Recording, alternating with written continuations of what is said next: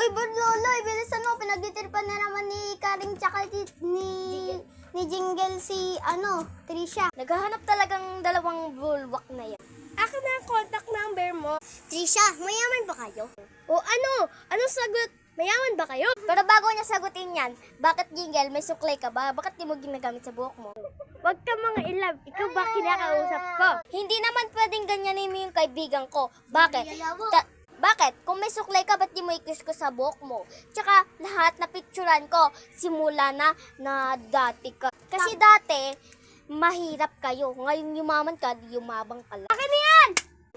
Aray! Yan! Hindi, kainin mo yung lupa. Total mo mukha kang bulan. Isa ka pa babae ka, inaano ka ba? Yan, kain mo din yung lupa. Mukha naman kayo uod. Go.